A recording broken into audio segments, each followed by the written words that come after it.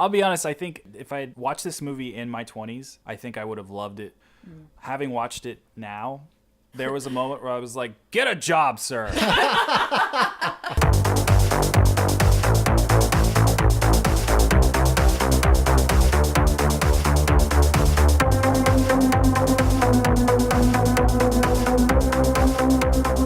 Hey everybody, you're listening to the Milkshake Boom, quite possibly the greatest podcast ever made, but probably not.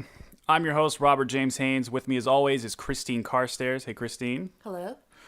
Joining us again is Robin Kaufman. Hello. How's it going? Good. And of course, rejoining us as well is Jose Rivera. What's up, what's up?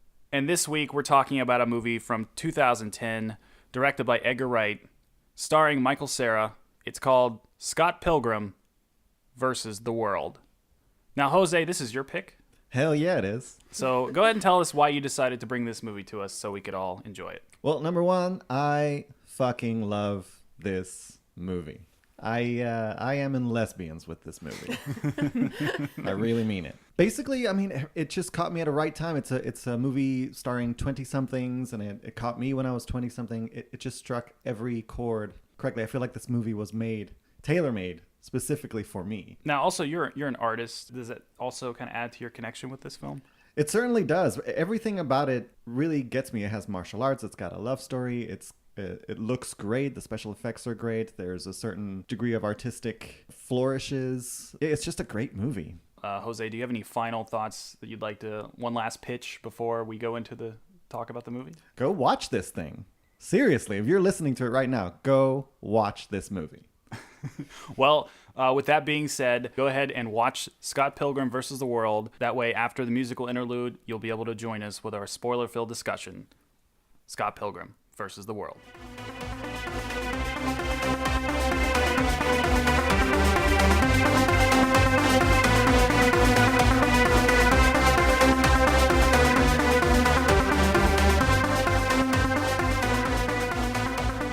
All right, welcome back, everybody. I'm Robert. I'm back here with Christine. Hello. Robin. Hello. And, of course, Jose. Hey. And we're talking his pick this week, Scott Pilgrim versus the World. This movie is about a young 20-something named Scott Pilgrim who meets the girl of his dreams in Ramona Flowers and now has to defeat her 7 evil exes so that they can continue to date. You know, that old chestnut. Absolutely. So we actually saw this for the first time We being myself and Christine. at a quote-along at the Alamo Drafthouse. And I'll be honest, I did not want to see this movie. This did not seem like a movie I'd be really interested in. Literally, the only things that got me to go were, one, I really like other stuff that Edgar Wright has done. Mm-hmm. And your enthusiasm. Those are the only things that got me to go to this screening. Well, I'm sorry if this movie didn't satisfy your tragically Canadian sensibilities. I didn't say I didn't like it, but I walked in and it was pretty cool for the quote along at the Alamo Drafthouse. Every time there is a drum beat or a sword fight, you're supposed to turn on your light stick and like drum along or sword fight. They gave us a bunch of coins to Yes, throw up. 7 coins. Every time an ex got defeated, you'd throw the coin up in the air. I don't know if I reminded somebody of their ex though, because I got a coin in the back of the head with some velocity. But it was cool. I actually did like it by the end. It got me. So it started off pretty rough. I'm not gonna lie, but by the end, I really got into it. We actually watched it a second time, and it was much easier to get into the story that time, and it was really cool. I liked both experiences. Another thing I read that at the time that before the movie was released, it had an enormous amount of buzz and positive excitement towards it.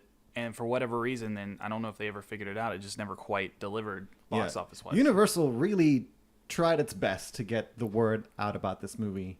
They were insanely proud of it. They went to a bunch of Comic-Cons. They had a ton of free screenings, which may or may not have ended up working against the movie.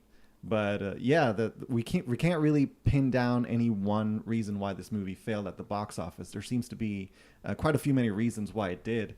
A lot of people were citing Michael Cera fatigue.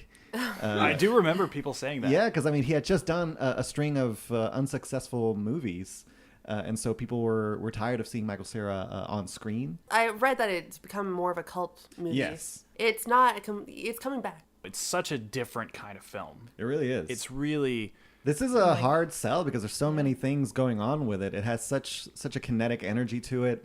There's so many elements. There's video game elements. There's rock and roll elements.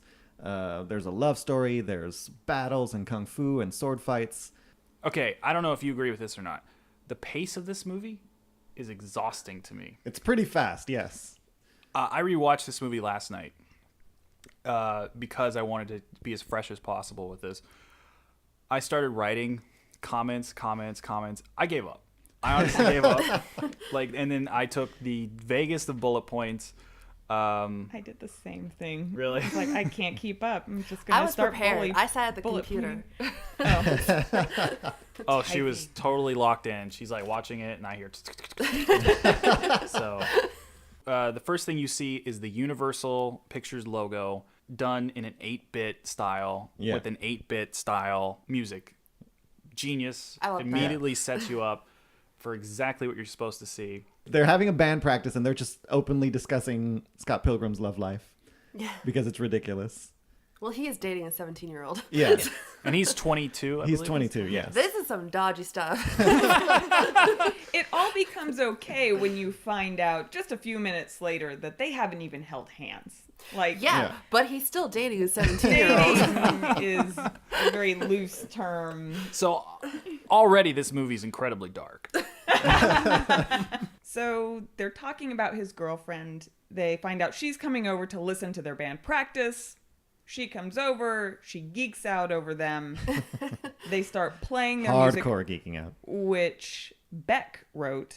He wrote the music for this movie. Yeah, the music is pretty incredible in this movie, and I think they hired several artists to write songs specifically for all of the musical groups that are in here. So Beck wrote all of Sex Bob-omb's music. I love how easily you say that. Sex Bob-omb. Sex Bob-omb. Now, Bob-omb, is that a Nintendo character? It is, yeah. It's a character from the Mario games. The opening credits to this movie are, I think, one of the best opening credits that I think I've ever seen in any movie. They are really cool, and I think Christine mentioned something to me that the first time she saw this movie, what did you say, was how to do these in After Effects? Yeah, that's pretty much what I was thinking through half the movie. I'm like, how do I do that in After Effects? So, and then the movie transitions into Scott and Knives hanging out, and it basically shows how in sync and how good of a team that Scott and Knives are, because they're playing this game. They're totally in sync. They're making some really advanced moves. It's like a DDR type game except with ninjas, which looks awesome, and I totally want to play. I totally want that game to be real. Yeah, it also sets up how like anything he does, she's a super fan of. It shows the imbalance in their relationship, I think. Yeah, no, that's very true. It also kind of shows how Scott isn't really too serious in their relationship. Every way he treats Knives is like an afterthought, and like himself too. Yeah, exactly. And he basically passes up several opportunities to kiss Knives and take their relationship to quote unquote the next level, and he doesn't. Once in the arcade where they're just finished playing around and Knives just looks at him as if begging to be kissed, and he's like, hey, put the next quarter in. Yeah. And then again when they're walking to Scott's house. And Says, I've never even kissed a guy. Hey, me neither. That's it. And then the moment passes. He just sort of completely puts the kibosh on any kind of moment that they might have. Just in favor of, I'm assuming for him, is just a really good friendship. It's not friendship because he's calling her girlfriend. Mm-hmm. And, It's true. Yeah. And she's like my boyfriend. And he's acknowledges that they are dating enough to the point that seeing somebody else is cheating, and he has to break up with somebody. And by the way, I feel so bad for Knives Chow throughout this entire film. I feel like I have been Knives at some point. It really captures dating in your early 20s, like your late teens to early 20s. Kind of superficial and silly, a lot of it is, and kind of shallow and stupid, and maybe start out as Knives Chow, and by the end you're like Ramona Flowers. So I want to take a quick side note because Michael Cera, animal magnetism? Is he just this incredibly irresistible sexual being? The movie seems to posit that he is. Yeah. Okay, Because Ramona, like, He is not. based on just with his initial interactions with Ramona, there is no reason for Ramona to be interested in Scott. He's like this geek with zero game, but somehow they form a relationship. Well, the first time he sees Ramona Flowers, it's at a library, and he realizes Dream Girl is real. after he sees her in a dream, yeah. Yeah. The subspace. Poor Chow, once again, looking on as... Do you know that girl? I know. Like just innocently, not. We have all been knives. Not we have. Why are you looking? But yeah, so then and then he sees her again at a party. Like, he goes looking for her, finds out that she's American. Yeah. And she works for Amazon. Yeah, and he .ca. Yeah, he spots her across the room, and it's a magical moment for him. Totally not for Ramona. Right, yeah. So after Scott orders whatever it was that he orders from Amazon.ca and Ramona shows up to deliver it, they immediately go to hang out, and I guess it turns into a date. See, that's what I never understood. You know, he wouldn't sign for the package until she agreed to go out with him. And she's like, fine, whatever. No! Also, what do you think he ordered? That kind of bugged me. I wanted to know. Obviously, he didn't care about it because he just threw it in the trash as soon as she came over and handed it to him. So they find out they're going to play against Crash and the Boys. Yeah, it's that one band with Crash That one and the Boys. I loved Crash and the Boys. Yeah, I really they're pretty did. cool. Their opening track was, what was it called? This next song is called "I Am Sad, So Very Very Sad." Yeah. 1, 2, 3, 4. So sad. Thank you. And that's it. It's not a race, fellas. It's one of my favorite lines. There's, what was the second song? I Hate You. Yeah, this next song is called "We Hate You, Please Die." Yes. Dedicated to the guy. So Scott Pilgrim's band, the Sex Bombs, take the stage at that point. And that's when Matthew Patel, Ramona's first evil ex-boyfriend, crashes through the ceiling and declares that the fight is on. And this is the first hint throughout the film that we've had little touches of things like, you know, like when the doorbell rings, you see like comic book font ding dong and things like that. It's not until this point where you actually see a full-out Japanese anime style explosion. Scott, to date, has not shown any sign that he has any sort of powers other than... Or martial arts prowess. Yes. And this is just the first X that shows up. I really liked the Bollywood number Yeah, it was great. and the demon hipster chicks, which is the most random thing. And I was like, does he really count as an ex? Because the backstory was that they told in like cartoon was they only kissed once, they dated a week and a half. Like that was it. That's it. And this poor bastard got like years later gets dragged back. This is impossible. How can this be? Open your eyes. Maybe you'll see. You should just quote the whole movie. Yeah, feel You free. didn't need We don't it. even Like, need to really talk about it. Just But anyway, so after Scott delivers that awesome line, he Shoryuken punches Matthew Patel and he bursts into coins. so that's when he and Ramona are on the bus, correct? Right. And she explains, if we're going to continue to date, you might have to defeat my evil exes. Yeah. Exes. Which he keeps confusing and saying ex-boyfriends. Right. And she Nope. continues to correct him, saying no, exes. Hint for what's coming. All he took away from that was, we're dating? Yeah. Yeah, exactly.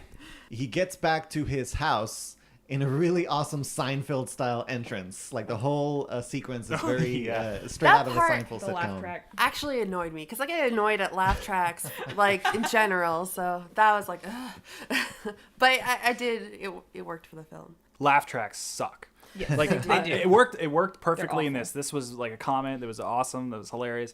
But yeah, one of the many reasons I hate a lot of 70s shows like MASH. He won't watch MASH Yeah. because of the laugh I track. despise MASH. I because of it. tried to watch the IT crowd, the British IT crowd, which is, I guess, very funny, but I can't get into it because they have a laugh track. Like, I haven't been able to really watch it. Is it a very British laugh track or is it? It's a What? British laugh. Ho, ho, ho, ho, ho. I dare say, that was hilarious. Muppets and scones. Well, I would just say that'd be distracting. As well. Winston Churchill. Apparently, that's a grand total knowledge of England. Yes.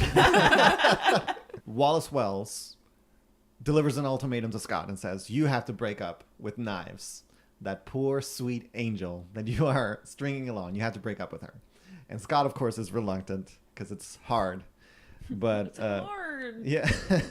So eventually they go to hang out, and Knives in the record store openly declares that she is in love with Scott. She says the L word. That is one of my favorite parts of this movie. When she says love, you know, this text pops up and like drifts. It's pink and it's beautiful and it's drifting towards Scott, and he just starts smacking it away.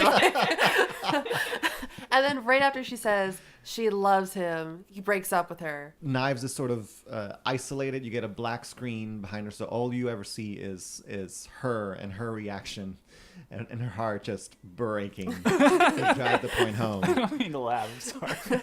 A little sad, but I agree with you, Robert. It's funny when hilarious. 17-year-old girls get their heart broken.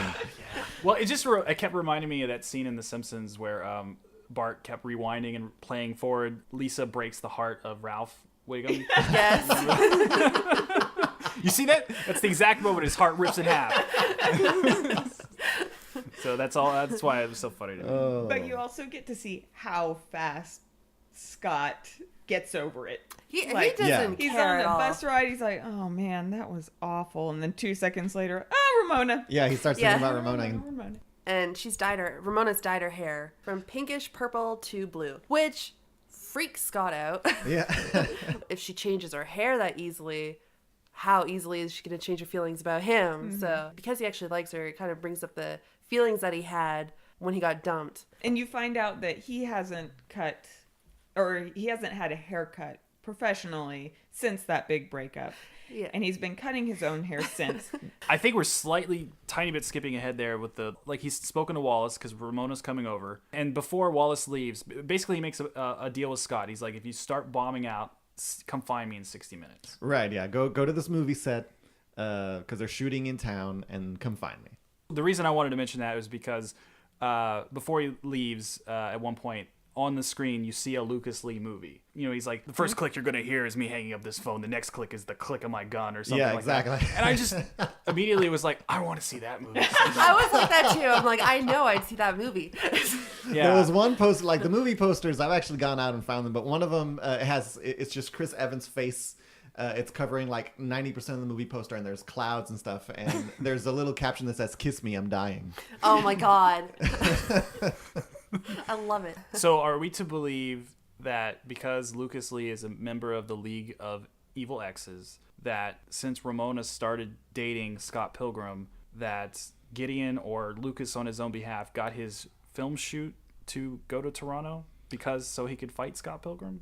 Or is it just a coincidence? Yeah, It's this a might just be coincidence. I think it's a coincidence because it didn't stop any of the other exes from finding him. So I don't know if Lucas Lee would bring a whole production, or it's just a happy coincidence. That guy totally would. I'm sorry.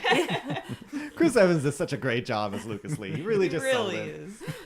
I love how starstruck Scott is the entire time. Lucas Lee clearly hates him. He's like, "Can I get your autograph?" Punch. yeah. Yeah, Lucas Lee punches him in the face, and Scott gets up and still asks for his autograph. And another thing that cracked me up about Lucas Lee fighting Scott is that he had his stunt team like jump in for him, the entire stunt team. So I'm nothing without my stunt team. yeah. And this is actually the first hint that I noticed that every X is going to have their particular number somewhere in the scene. Right, yes. Like there's a car on set that has the number 2 on it, since he's the Yes. second X. So the fight is progressing, and it's going badly for Scott. It's going very badly. He's getting the crap kicked out of him. He does manage to beat the crap out of his stunt team, but the fight itself against Lucas Lee is going pretty bad. He could totally finish him off at this point, but Scott's able to kind of trick him into doing a grindy thingy. There's girls watching. Yeah. His ultimate weakness. Yeah, it's like I love that line. He's like, I need my board, and then Wallace appears with his board. He's Yeah. like, and he Big says, fan. "Big fan." Why wouldn't you be? Apparently that actually happened to Brian Lee O'Malley. He met some rock star backstage, and that's exactly the entire exchange. That's Oh my really- God. Yes. That's awesome. So Lucas goes on to do this grind, and he starts off really, really well. It's very impressive. They keep cutting back to Scott and Wallace, and Scott's just going, "Wow." Eventually, Lucas loses control, and he crashes. And you see an explosion off in the background. Giant explosion at the bottom of the rail, A and whole like bunch of coins. I think it was 2,000 points or something. Yeah, exactly. Yeah. So Lucas Lee is, I guess, dead. Yeah. Oh, they're dead. Yes. Yeah, and you do hear as soon as that happens, you hear in the background, "That's a wrap." So that's the second evil X down. Ramona is not on set when Lucas Lee explodes. They turn back to find Ramona, and she's gone. And Scott hasn't heard from Ramona for the next few days. So Scott gets a phone call from his ex, called Envy Adams. Oh, Envy, yes. And that's when he tells Envy about Ramona, and she's clearly jealous. But she and her band are going to be in town, and she wants Scott and his band to go. You should totally come. I love the way she talks. Should I be jealous? And then Knives calls Scott, but Wallace answers. This is my favorite scene in the movie. Yeah, it's awesome. She shows up at the door. And Scott Pilgrim dives out a window. It's so fucking funny. I cracked up so bad. It's so good. It's so good. And then he reaches back in for his coat. I mean, that next shot behind her, you see him running away. And Knives totally sees him. And he makes his way to the coffee shop trying to find his sister, who completely bails on him. And that's when he runs into Ramona, and where he runs into Envy Adams, his ex, the dreaded ex. Yeah. In the flesh, in person. Yes. Envy's very jealous. Their conversation is so I've got the show, and it's very like fake casual that you do when you run into exes. Yeah. And their faces are saying exactly what they're feeling. There was a lot of tension there. There sure. was. There was a lot of tension. She seems nice. Yeah. So eventually they have that conversation, and it cuts to band practice, and Steven Stills, who is the talent, he's the front man for Sex Bomb, is informing the group that they've just been invited by Envy's band, The Clash of the Demon Head, to open for them in one of their secret shows. That's another great line. It's like, why don't we have secret shows? All of our shows are secret. And Scott doesn't want to do it, but for the band. That's one of my favorites. Yeah. Yeah, and then this is also where we see that Knives has kind of gone over the deep end. The stalking is back. Yeah. Steven She's asks for stalkers. He's like, man, why don't we have any stalkers? And then he steps out of frame, revealing a window. And outside of the window in the snow is Knives Chow, staring intently at Ramona and Scott. Heartbreaking all over again.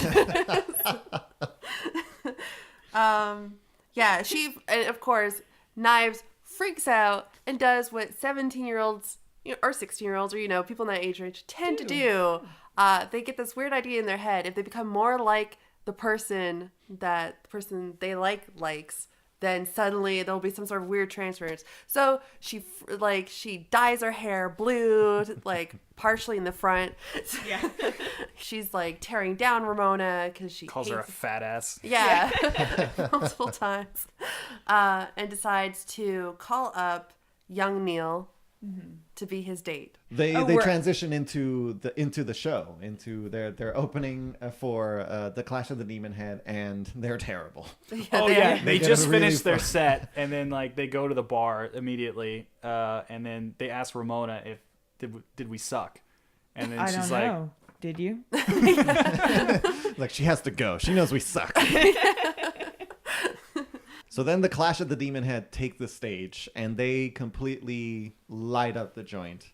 And that's when Scott finds out that Todd Ingram, who is the Clash of the Demon Head's bassist, is also Ramona's third evil ex-boyfriend. what a quinky dink. And also the person that Envy Adams left Scott to go date. Yeah. Todd Ingram is played by Brandon Routh, and he's wearing a white T-shirt with a number 3 on it, Yeah. just to make it more obvious, just in case you didn't know. And I have to say that Todd is my favorite evil X. Mine too, actually. He's pretty much the perfect douche. Hands down for me. Like I like this X the most. Well, he's supposed to be a somewhat of a foil to Scott himself. Because, well, first of all, their names are very similar. Scott Pilgrim, Todd Ingram. They're both play bass. They're both douchebags, although Todd more so than Scott. Because he's vegan. Yeah. Yeah, Todd's vegan. He went to Vegan Academy and he got superpowers because you only use 10% of your brain because 90% of it is filled with curds and whey. Yeah. God. It's devious science. So it cuts to a really awkward after show party, I guess. Yeah, they're hanging out backstage and it is just knives and daggers. It's tension filled. It's awkward. It's, petty. And then the weirdest moment in this film happens for me when Knives is, geeking out over Envy Adams, and she's like, I read your blog and it's awesome. And like Envy gives the signal, and then What the Knife says is she's like, I've kissed the lips that kissed you. yeah, and then Knives is very dramatic. Yes. yeah, she You know what's more dramatic? go ahead. Is a grown man slapping a 17-year-old child so hard in the face that it knocks the highlights out of her hair. And a room full of other adults do absolutely nothing about Yes, I was like, what the fuck? it. That really bugged me. I'm sorry. That bugged me too. I was Well, like, like clearly, what? like it's Scott is getting more and more agitated with. He doesn't. Agitated. No, sir. He doesn't give a shit about Knives. It's not until Todd says something else. He's like, It's because he makes a dig at Toronto. yeah, oh, Yeah, it was. that's Are what you it was. doing anything fun while you're in town? And Todd goes, in Toronto? And that's when Scott is the Pilgrim steps up and says, you cocky cock!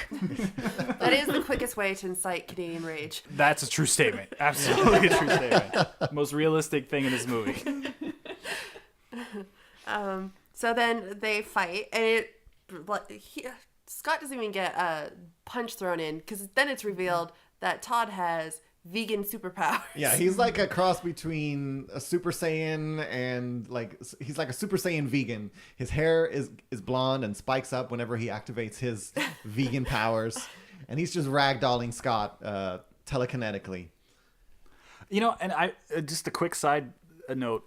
I feel so bad for Brandon Routh because he got such a bad deck of cards for Superman Returns because that particular script, like they made him seem like the dullest person on the planet, Yeah. and like he's got such charisma in this He part. does. Really does. Every He's role that a he really takes, he's just amazing a actor. delight. Like- He's so fucking good. He's playing the Atom right now on Arrow. Yes, On CW, and I think I've only seen one episode where he's in it, and I think he nails it. he He does. absolutely Awesome. does. Every role that he takes, he's just a delight. He just crushes it.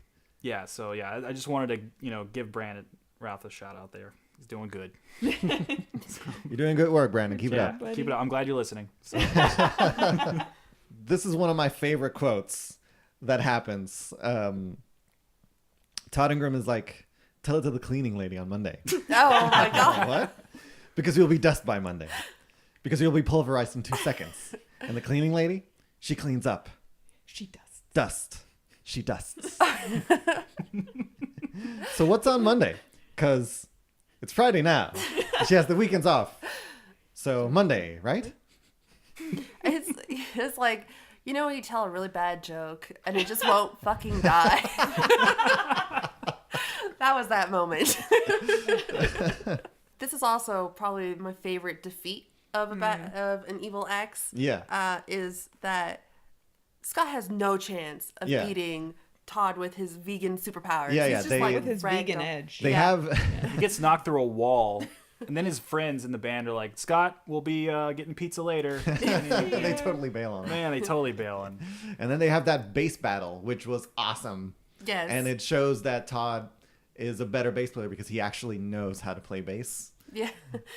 And he just Wait, completely is it- overwhelms. Is it said that Scott doesn't? Right, yeah. Scott, he knows a... I mean, he did learn the bass line to Final Fantasy II. Yeah, he Yeah. does. But He doesn't know how to play bass to the degree that Todd does. No, yeah, Todd immediately starts whipping out like flea level, like Yeah. bass lines. Looks like someone wants to get funky. So Scott can't beat him physically. He can't beat him with talent. So then he has to trick him. Yeah.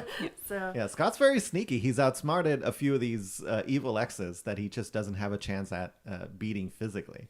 So this is case number 2. And he decides to offer Todd Ingram, was it coffee with soy milk? yes, but the trick was he actually ended up giving him the half and half, one with half and half. So he actually, Todd gets taken out by the vegan police. Yeah. He drinks the half and half. The vegan police bust through a wall, and it's Thomas Jane and another actor, like the Punisher himself. And they both got like finger guns pointed at Todd Ingram that are shoot glowing green green. arrows. Yeah. Yeah. And they both remove Todd Ingram's vegan powers because he had, what did he have? He had gelato, which Yes. is milk and eggs, bitch. He had chicken parmesan. Chicken's not vegan? Yeah. Todd's very dumb. Yes. Wait, do you have the quote, by the way, of what he says to Todd before he kicks him in the head? Oh, You yes. were a vegan. Now you will be gone. And Todd goes, vegan? Worst rhyme ever. And then Ramona and Scott have a weird conversation.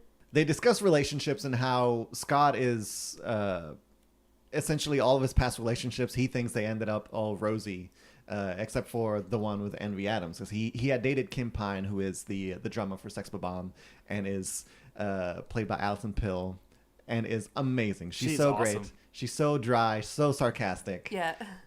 She's super, super funny. And clearly that did not end well. Knives is also at this party, and Scott thinks that ended really well. And you can hear... Yes. You can hear Knives wail in the background as they're discussing that relationship. But Yeah. basically, the point is that everyone has baggage. That's what Ramon is trying to get at, because Scott is rightfully so going, what the hell? How come you have so many evil exes that are psychos? Yeah. And she's like, well, everyone has baggage. Yeah, and it's also revealed that she's dumped every boyfriend she's ever been with. Every ex. Every ex. Yeah. Sorry, ex.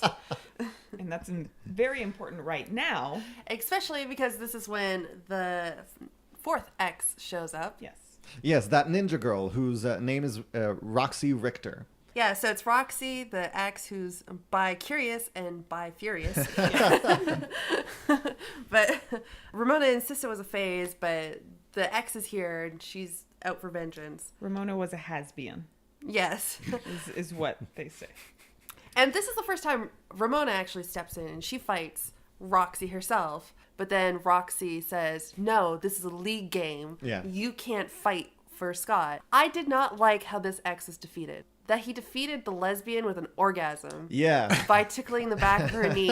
I'm Yeah. like, that seems like a really cheap way to get rid of an ex, and especially making it like a lesbian, that you defeat with an orgasm. I was like, that's a little least favorite ex. Yeah. You've never She's had my an least- orgasm that made you burst into 1,000,000 coins? You're missing out. So then it cuts to another band meeting, and the band finds out that they are up against the Kariyanagi twins in the next round of the Battle of the Bands.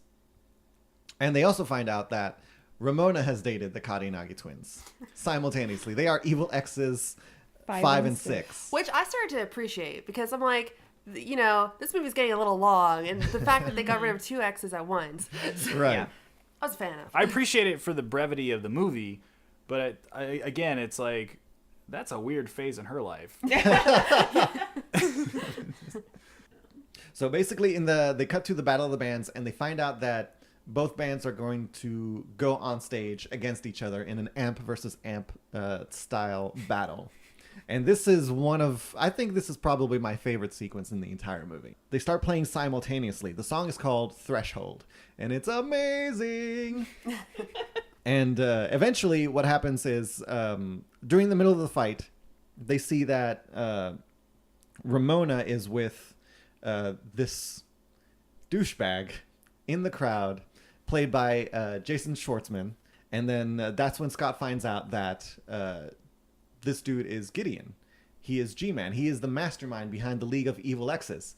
And he gets way fired up, way determined to beat the Karinagi twins. And they resume their battle. They resume playing the song called Threshold. And they both bands summon up like giant monsters. The Karinagi twins summon up dragons, and Scott summons up this electrical yeti with his bass, and they have a huge giant fight. And eventually, as the song concludes, the yeti beats the dragons, and it lands on the Karinagi twins, taking them out in a really, really awesome sequence. And early in the sequence, just wanted to make mention of the consistency of this movie. Is they literally blow the roof off the place. Yeah. You see the moon, which is the same moon, of course, that Todd punched a hole in. Yeah. That's And right. it's like anytime you see the moon, there's a giant hole in it. So throughout this film, so I really like that. So at that point, Scott gets a life. Yeah, he gets a little one-up. He There's earns like a little one-up. There's like a little icon that's floating right above him, and it's like a cartoon version of his face, and he grabs it, and it's a one-up. He goes to chase after Ramona, runs into poor Knives again, and it brushes her off again, and goes to chase Ramona, and he catches up to her on the street, tries to say that he loves her, and it comes out, I lesbians you. I'm in lesbians with you. Yeah, I'm in lesbians with you. I really mean it. And she's just like really confused, obviously. And she then- breaks up with him. Yeah. Right then, it's very, very, drawing a parallel to Scott and Knives in the beginning of the movie, where one person is clearly more in the relationship than the other, and that person declares their love for the other person, and then instantly gets their heart broken. Yes. So Ramona dumps him for Gideon. Then, okay, now Scott's in a terrible place. He's lost the girl, lost the band. Yeah. His roommate kicks him out. Yeah, that's right. So, and his sister gives him the world's worst pep talk. By the way, the sister's played by Anna Kendrick. She does really well in this movie of being told, dick. So then Gideon calls Scott and invites him to a show, just basically to rub the whole thing in his face. Yeah. And Scott knows this, but he's going to go anyway. So yeah, the first time he goes into the Chaos Theater, he's going there to fight for Ramona. And he gets in, he sees the new lineup, Sex Bomb is playing at the Chaos Theater. And then he confronts Gideon, who is sitting in this huge, I guess it's like an altar, it's like a multi-tiered pyramid. And he's sitting at the very top because he's a friggin' douche. He challenges Gideon. Gideon sticks a bunch of his security guys on Scott, and they have this action sequence, which was pretty awesome. Yeah. Yeah. But at this point, it felt a little fatigued. I felt a little fatigued. It was like we'd seen, like you said, your favorite was the previous fight. So it was almost like a little bit of a letdown. Yeah. Almost. So eventually, Scott gets through Gideon's men and decides and starts to fight Gideon by himself. The fight's going pretty even-handed. Knives appears and starts fighting Ramona, of all people. Yeah. And eventually, they sort of have it out with regards to what Scott did to Ramona and Knives. And Scott is killed by Gideon. And then that's when that extra life that he had That's when he uses his life. kicks in, and you get the entire sequence all over again, starting from the phone call. And instead of getting the sword when he says that he loves Ramona, he says that he's fighting for himself, and that's when he gets the sword, which is the power of self-respect. And then the entire fighting sequence goes pretty much exactly the same. He apologizes to all of the band members. So that gets them more on his side. Yeah, exactly. You really get to see Scott grow up a little bit and kind of own his own mistakes and his own shortcomings. And yeah, they fight. There's sevens everywhere, 7,000s and all that stuff. And that's when they call back to the beginning of the movie where Scott and Knives, they start double teaming like they did on the video game. Yeah. And they ultimately they fight, and then Gideon's more or less defeated in his last moments while he's on his knees. He's talking about how upset he is that it took him like 2 hours to get everyone's contact information. There's this brief thing where Scott has to suddenly defeat Nega Scott, as he did with Knives earlier. Knives and Ramona are waiting outside the Chaos Theater for Scott to defeat Nega Scott, and they both walk out talking about how they're going to go to brunch. And how, like, what happened? What did you guys do? Oh, we just shot the shit, you know. He's really cool. I like him a lot. So, so then it's just him, Knives, Ramona. They kind of work out, you know, who have you been fighting for this whole time kind of comes up. And he realizes that Ramona is the one he's been fighting for this whole time. Knives is too good for him. She says it. She knows it. She's over Scott. She's still being nice about it. Yeah. Being very nice. The adult. At all times. Yes. The most mature person in this film is the 17-year-old girl. So, did we want to quickly talk about our themes of the film, or and thoughts on it? Yeah, what did you guys think about this movie if you had to give it a rating? Okay, if I had to give it a rating, on a scale of 1 to 10, I'd give it an 8. Which is pretty high considering I knocked off a point for reminding me of some exes. So Yeah, that's really good. For myself, obviously, it's a visual marvel. It's incredibly inventive. It's thoroughly entertaining, but for me, it was a bit exhausting after a while and a little repetitive by the end. I was like, by the time they got to the 5th and 6th X, I was like, okay, I'm glad they're combined. Still, I would recommend anyone going out see this film, but ultimately, for my personal taste, I'd say about a 7.5. How dare you? Get out. How dare you? I liked it, but it wouldn't be a movie that I'd be like, you need to see this. How dare you? I know, I'm sorry. What am I hearing? Get out. Well, the DVD says on the back, it's like, as soon as the movie's over, you're going to want to watch it again. I was like, not really. That is a lie. Like, I really, really enjoyed it, but it wouldn't be a movie that if I knew somebody was into, like, you know, video games or animation or anything like that, I'd be like, oh, have you seen Scott Pilgrim? But it's not something, you know, if somebody's into, like, mainstream movies, it wouldn't be the first one I suggest. I could legitimately see this being somebody's favorite film and be like, I totally get that. This is your top 5. This is your top 3. Totally understand that. Totally respect that. It just wasn't quite for me. But yeah, I would. Having said that, again, even though I said 7.5, I would recommend anyone listening to this to definitely check it out and make your own decision. So, and you, I'm guessing, is 10. It's 10,000 out of Yeah. 10. Yes, 10,000 Canadian coins. exactly. 5 American Loonies dollars. or toonies? And then For me, I mean, it's an 8-9. Like, it's one of my top favorites. I would say top 10. So, wow, yeah. so you guys really loved this one. Yeah. So. What's not to love? Although I will say this, I think to your points, Robert, that it does after the threshold Karinagi sequence, it does get a little long. Oh, absolutely. Yeah. Yeah, that's when sort of you get this thing where it's like, well, okay, this needs to be over pretty quickly now because you've essentially blown your wad. There's you come down from that spectacular sequence and the movie just keeps going. Yeah. Well, I guess any last final thoughts that I could splice together? Otherwise, I guess we'll do the plugs. Okay. Yeah. Okay. Well, Robin, you're on Twitter now, right? I am on Twitter. You need to tweet. I got on Twitter specifically for this podcast, and I really don't know how to use it yet. But Everybody, tweet Her at first Robin. tweet is going to be like, what is this thing? what is this? How does this work? How do you... That's it. There was something where you could check your first tweet, and I was like, what was my first thought on Twitter? And it was tweet. So if you beat that, you're doing good. Okay. Well, I am at Robin J. Kaufman on Twitter, and I haven't tweeted anything because I don't know how to yet. So friend me? Do you friend on No, Twitter? I don't know what to do. How do you use this thing?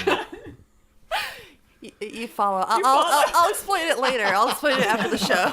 That's a whole nother podcast right there. That's a whole hour and a half. But I'm on on there. So follow me and you may see me tweet something someday Yes. No Maybe. pressure. once I figure it out. Cool.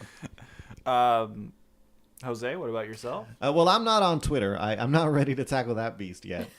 But you can check out my art blog at thevictoriousbullet.com. And that's where I put up whatever animations I want to do, whatever illustrations that I haphazardly do and throw up there. Yeah, go ahead and check that out.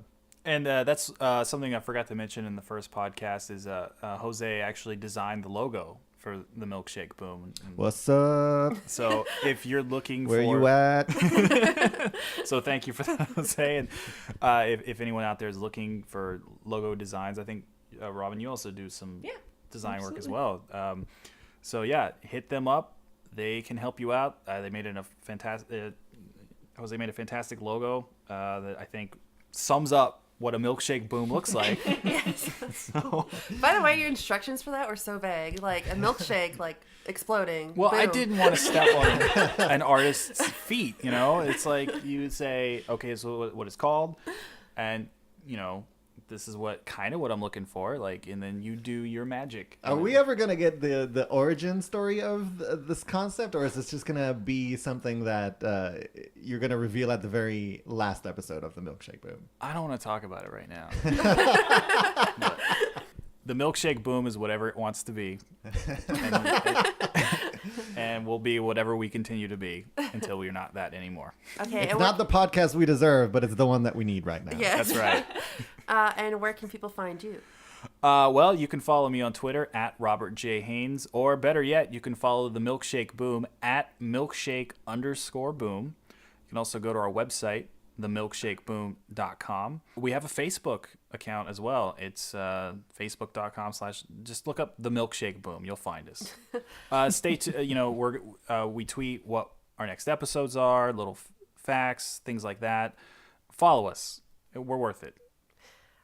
And you can find me on Twitter at DSLR_girl, or just search my name, Christine Carstairs. I feel weird saying that. Or you can find me on escapingwestlawn.com, which is my website. So.